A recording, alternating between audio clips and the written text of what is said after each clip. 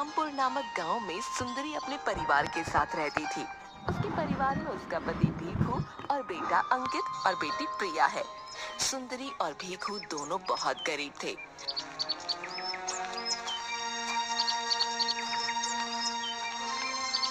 ये दोनों अपने बच्चों को पढ़ाने के लिए खेत में काम करते हैं। मुझे लगता है कि अब प्रिया की पढ़ाई को रोकना पड़ेगा,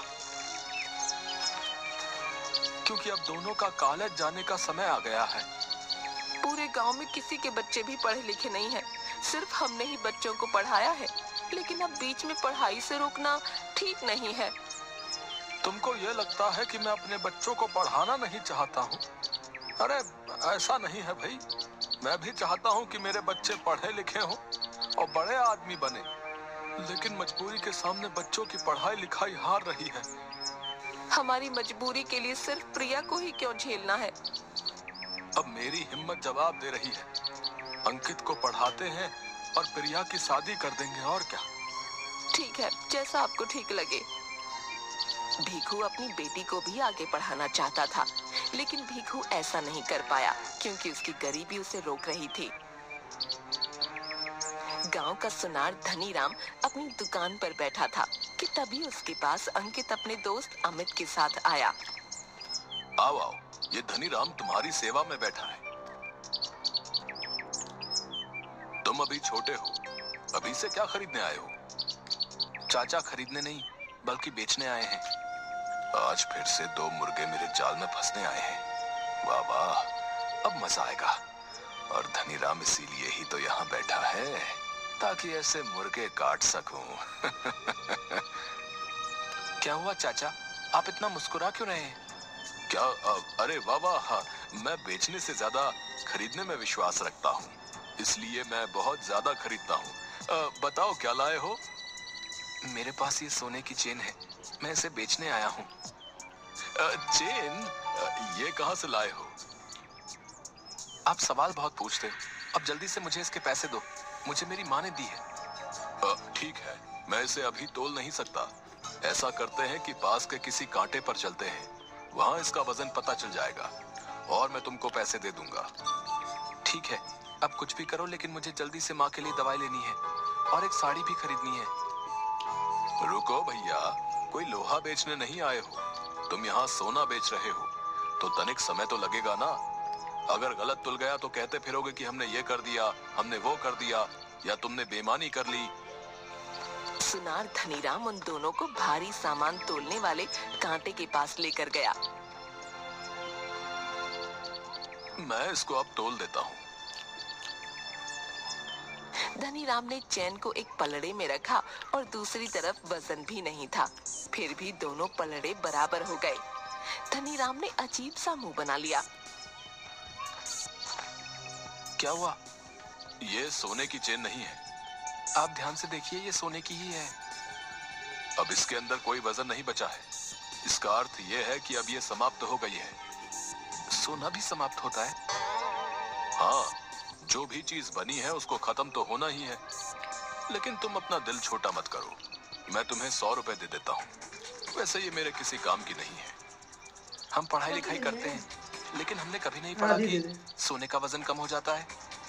तुम किताबें पढ़ते हो, लेकिन ये हमारा खानदानी काम है, इसलिए हमने सोने के साथ जिंदगी को भी पढ़ा है और तुमको अपने अनुभव से बता रहा हूँ। ठीक है। इसका मतलब मेरे पासे सीधे पड़ गए। बेचारे मेरे काबू में आ ही गए। धनीराम ने 25,000 का माल 100 रुपए में खरीद लिया। अंकित और अमित दोनों दुखी मन से घर चले गए, लेकिन अंकित इस बारे में बहुत ज्यादा सोच रहा था। पिताजी, वो सोने की चेन जो सुनार को बेचने के लिए दी थी, उसका तो सोना खत्म हो गया है। सुनार ने उसके ये 100 रुपए दिए हैं। क्या? वो बेईमान धनीराम पूरी सोने की चेन ठग गया? इससे सारे गांव वाले परेशान हैं। चलिए पिताजी, पुलिस को बुलाते हैं, उन्हें सब बता देंगे। नहीं बेटा, इससे पहले कई लोगों ने शिकायत की, लेकिन बिना सबूत के कोई फायदा नहीं। वो बेईमान धनीराम बच निकलता है। इसको कभी ना कभी तो सबक सिखाऊंगा।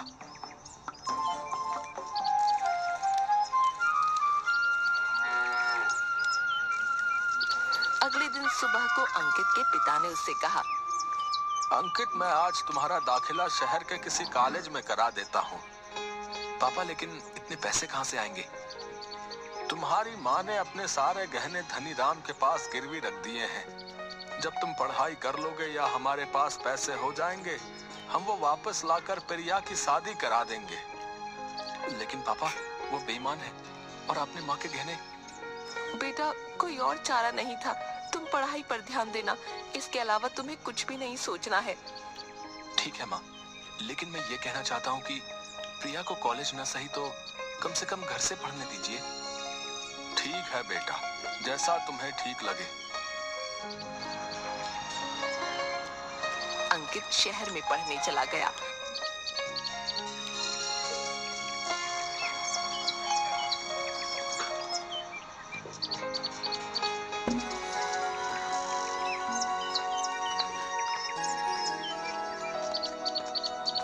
और उसने प्रिया का प्राइवेट दाखिला करा दिया।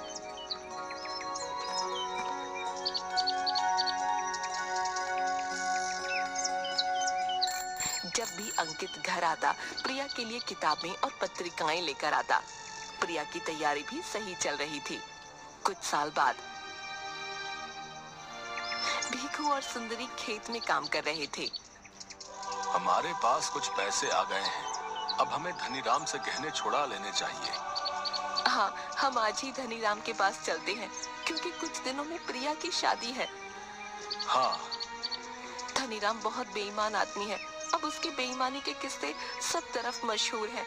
मुझे तो बहुत चिंता हो रही है, कहीं वो हमारे गहने बदलकर नकली ना दे दे, क्योंकि गांव के बहुत लोगों के साथ वो ऐसा कर चुका है।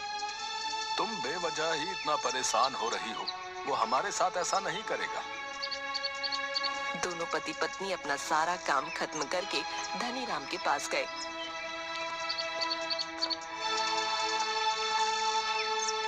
आइए आइए, और बताइए, आज क्या बेचने आए हो? धनीराम, मैंने तुम्हारे यहाँ अपनी पत्नी के गहने गिरवी रखे थे, मैं वही लेने आया हूँ। ऐसा तो पहली बार हुआ है कि कोई अपना सामान वापस लेने आया है। क्या हुआ, तुम भूल गए क्या? मैं भीखू हूँ। नहीं नहीं, तुम्हें कैसे भूल सकता हूँ। लेकिन मुझे गहने याद नहीं है कि तुमने कौन कौन से गहने गिरवी रखे थे। तुम गहने दिखा दो, मैं अपने गहने पहचान लूंगी। मेरे पास कोई गहने नहीं है।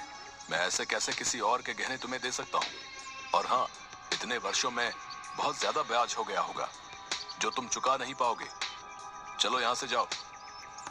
धनीराम, तुम्हारे पास पैसे की कोई कमी नहीं है, लेकिन मैं एक गरीब पिता हूँ और तुम्हारे आगे हाथ जोड़ता हूँ। मेरी बेटी की शादी है, तुम मुझे गहने वापस कर दो।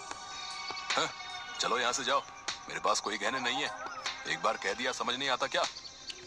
मैं गरीब बाप हूँ, मुझे अपनी बेटी की शादी करनी है। हाँ हाँ, जाओ जाओ, मेरी बेटी की भी शादी है।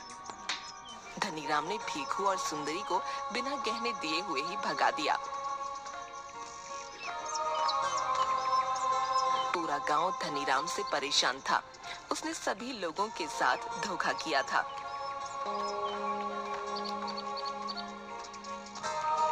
अब हम अपनी बिटिया की शादी कैसे करेंगे? कुछ समझ नहीं आ रहा। इस बेईमान सेठ को हम गरीबों को लूट कर क्या सुकून मिलता है।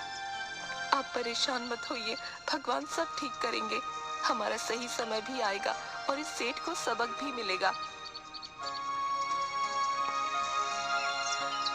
धनीराम अपनी बेटी के विवाह से एक दिन पहले सारे गांव को दावत पर बुलाता है। सभी लोग अमीरों की शादी देखने और अच्छा खाना खाने जाते हैं। सब कुछ अच्छे से चल रहा था।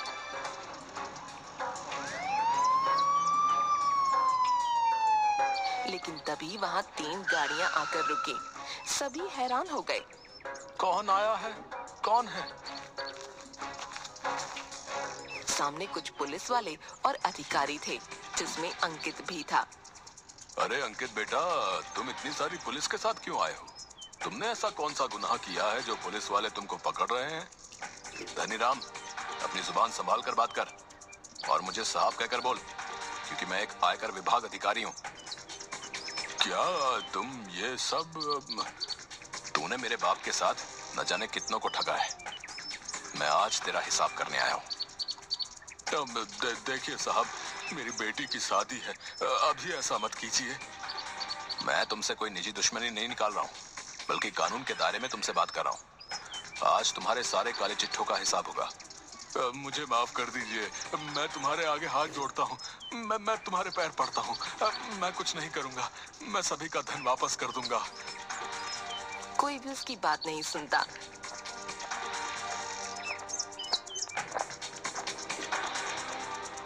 सभी टीम के सदस्यों ने धनीराम के घर और दुकान पर छापा मारा, जिसमें बहुत सारा अवैध धन पाया गया।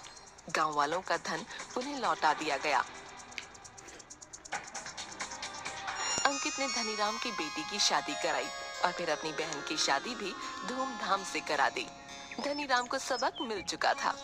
ये तो आपने सुना ही होगा, लेकिन जैसे हम दूसरों के साथ करते हैं, ऐसा हमें मिलता है। और सबसे जरूरी बात, शिक्षा बहुत महत्वपूर्ण है, क्योंकि कलम की ताकत से अन्याय को हराया जा सकता है।